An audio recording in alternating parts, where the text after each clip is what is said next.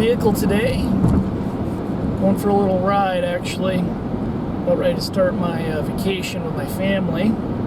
But going up to northern Michigan, and on the way, gotta drop the dog off. So we're gonna make the most of it, and gonna hang out with my parents for a couple days, and hang out with my dad, who's quite the fabricator. My dad's got a fantastic shop. He's a fabricator by trade, so I'm going to be spending some time over there. So we'll be filming in there and doing the head upgrade there. Now he's got a parts washer, a bunch of tools, things like that, spring compressor, all stuff that we can use to make this valve spring upgrade a little easier. We're also going to be just cleaning up the heads, cleaning up the valves, chambers, all that, getting some of the carbon and stuff out of them because they're pretty gross. So I'm not going to go over too much of that. I mean, that's just the basic stuff that you got to do when you're doing these kind of upgrades, kind of cleaning them up. But we're going to change out the valve stem seals, clean up the valves. Nothing crazy. You're not going to be porting or anything like that, but just going to be doing a basic cleanup and putting those valve springs in there. So let's take a look. For anyone interested in what West Michigan looks like in February, this is what it looks like. A lot of snow. Whew, a lot of snow. Well, there's the garage dog right there. Juno. Puppy. Alright. So we're looking at the heads today. Just got this one out of the wash tank. Got it cleaned up a little bit. Got valves out of it on this cylinder, so we're just getting started. But cleaned them up a little bit. Still got a little bit more work to do on them. But just wanted to highlight these heads in general, what they are. Go in a little bit more detail. These are the LS6 243 heads, cathedral port.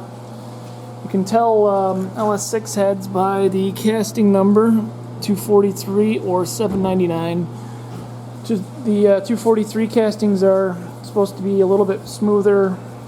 799 is a little bit more rough, but can't confirm or deny that at this time, as I've only seen the 243s. But today what we're going to be doing specifically is cleaning these up.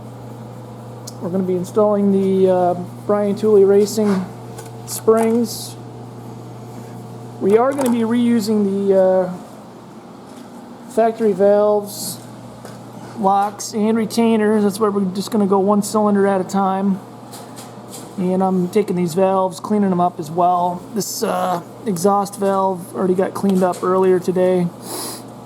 Just running them on the wire wheel, really, just to get the carbon and everything off of them, discoloration. Little information on these heads. From what I've researched, these have 2-inch intake valves, 1.55-inch exhaust valves. Combustion chamber size 64.5 cc's on these, so they do have smaller combustion chambers. That's why you can see a little bump in power. Exhaust ports are D-shaped and 75 millimeter. The cathedral intake port is a whopping 210 cc, so these are a little on the larger side, especially for a 5.3 liter. And they, again, will work really well in the 5.7s and the 6 liters as well. Got both heads in the parts washer here. Got the valves out. Just letting a little kerosene run down. Kind of break up some of this carbon here. And then we're going to have to brush. Clean these all out. If you don't have access to a parts washer, no problem. You can do this in a bucket or on a bench, a brake cleaner. I've used brake cleaner to clean these up a little bit already. But if you got access to a parts washer, it's definitely the way to go. It'll make this process a lot easier. It's a great idea when you got the valves out, because you got them out anyway. You get a little brass brush, clean up those valve seats for sure. You don't have to worry about beating them up too bad because they are steel, because these are aluminum heads, so you can use a wire brush on those, no problem. Just be careful of the surrounding aluminum. And you can see you can clean them up pretty good. Also, if you're going to port these heads, which there's a lot of room to even increase flow more, but these heads stock are going to support 450, 500 horsepower for the flow characteristics that they have, as we know from the Z06. Not going to be porting these ones, just going to be running them stock. It's going to be more than enough to support the horsepower goal that we're looking at, but you can see a little cleaning goes a long ways. You can use brake clean, kerosene, anything like that, and they clean up easy. A lot easier than cast iron, that's for sure. We're just going to use the wire wheel here. I'm just going to shine these up a little bit, knock some of this carbon off here on the face, on the back of it. Just kind of give it a little bit of a cleaning.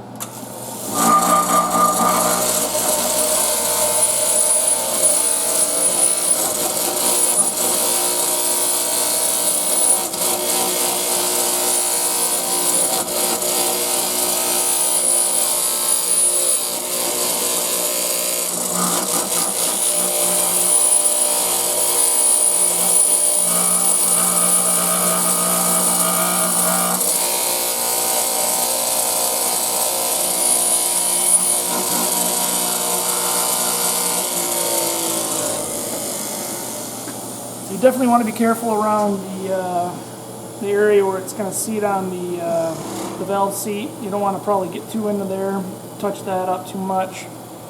But you can see the back of the valve now is pretty clean. Face of it's pretty clean. I don't see any major pitting or anything like that that would require us to replace this valve. Stem looks good. This does not have the hollow valve stems because it did not come off in LS6.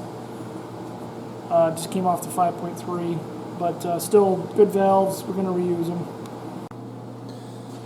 Got everything cleaned up here, wire wheeled. Kept it a little bit more organized than normal, but want to make sure we get all the parts back to their respective areas. We don't want to mix up locks and valves, things like that. They've been used together here for who knows how long, so they've wore into each other, and want to make sure they get back into the same hole that they came out of. Here's all the old stuff. Don't know if it's probably worth keeping or not, but we'll hang on to it for a little while here. And we're just cleaning up the head here for final assembly. You see there's still a little bit left, a little bit of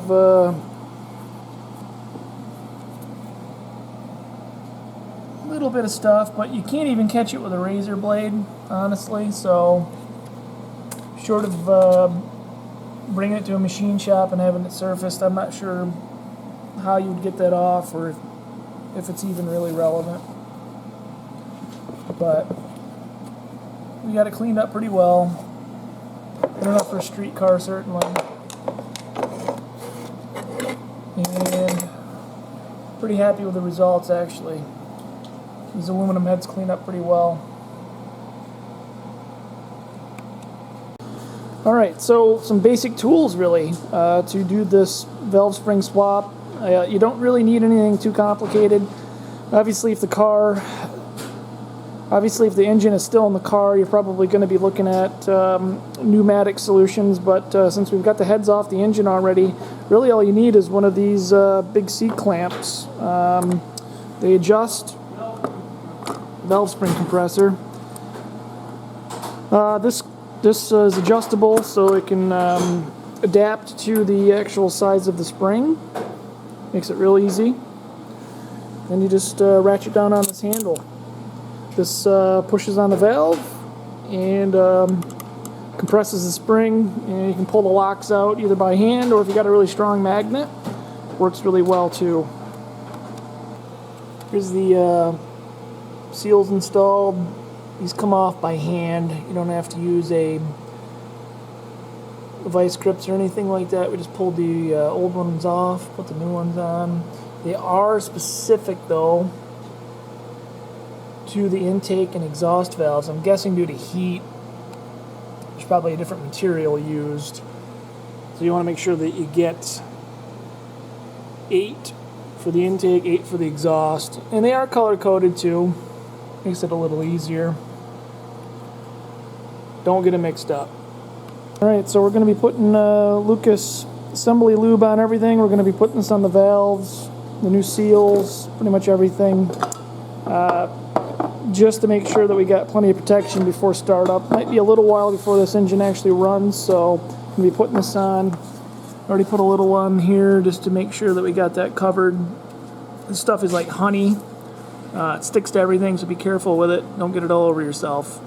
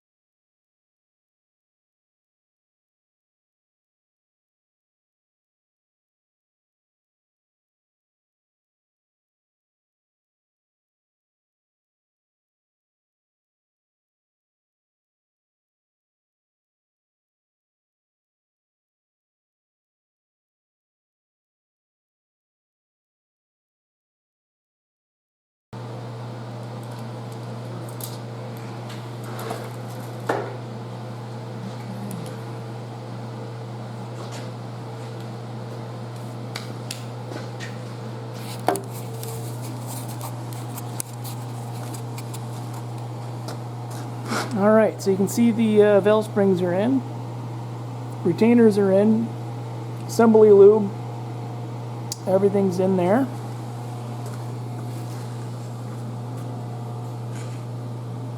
Looking good there. So obviously, yeah, they can fight you a little bit, but the main thing is take your time, do it right. Put the new valve seals in there as well while we have it apart. It's cheap insurance against possibly embarrassing startups. So yeah, looks good. Alright, so we got it all back together. The last thing that we need to do, it's really important on these, you want to tap the head of the valve, make sure the locks are secure. Last thing you want to do is start this thing up, lose a lock, drop a valve, have to start over. A lot of cuss words. So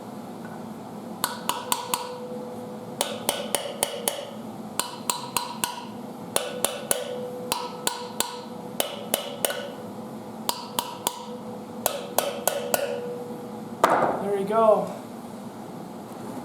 Upgraded, ready to go.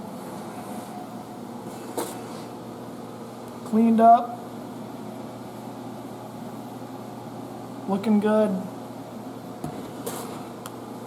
Next video, we're going to be pulling the front of the engine off. We're going to be putting that cam in there, timing chain, and then we're going to be jumping into that oil pump and possibly putting the new Camaro Firebird oil pan on with the pickup. So we got a lot of work to do still. See you next time.